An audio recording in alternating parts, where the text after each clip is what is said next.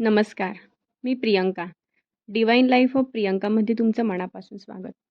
या चॅनलवर आपण आध्यात्मिक माहिती, आपल्या परंपरा, सण-उत्सव आणि दैनंदिन जीवनातील सकारात्मक विचार अगदी साध्या आणि खऱ्या पद्धतीने बघणार आहोत.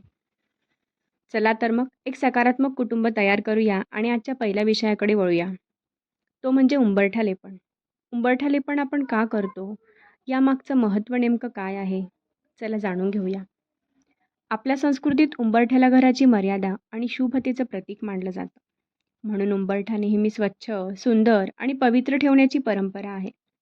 मी आज ज्या पद्धतीने लेपन करते आहे, त्यात हळद, अष्टगंध, गोमूत्र, गुलाबजल आणि कापूर वापरला आहे.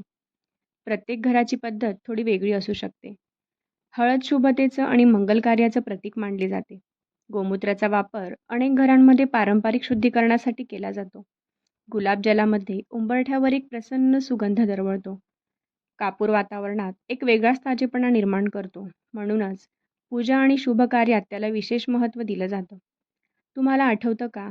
पूर्वी आपल्या आई-आजी रोज सकाळी उंबरठा स्वच्छ करून त्यावर लेपन करायच्या.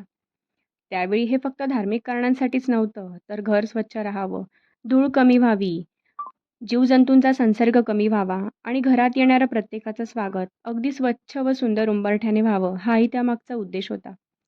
श्रद्धेनुसार स्वच्छ उंबरठा, रांगोळी, फुलं आणि दिवा हे माता लक्ष्मीच्या स्वागताचं प्रतीक मानले जातात. म्हणूनच आजही अनेक घरांमध्ये मंगळवार, गुरुवार, शुक्रवार किंवा सणासुदींच्या दिवशी उंबरठ्यालेपण करण्याची परंपरा जपली जाते.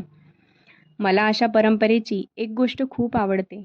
त्या फक्त पूजा नसतात, त्या आपल्याला स्वच्छता, शिस्त, निसर्गाशी जवळीक आणि आपल्या संस्कृतीची आठवण करून देतात. तुमच्याही घरी उंबरठ्यालेपण केलं जातं का? मला कमेंटमध्ये नक्की सांगा. व्हिडिओ आवडला असेल तर चॅनलला सबस्क्राईब करा, व्हिडिओला लाईक करा आणि तुमचं मत कमेंटमध्ये नक्की सांगा. पुन्हा भेटूया एका नव्या आणि सुंदर विषयासह. तोपर्यंत श्री स्वामी समर्थ.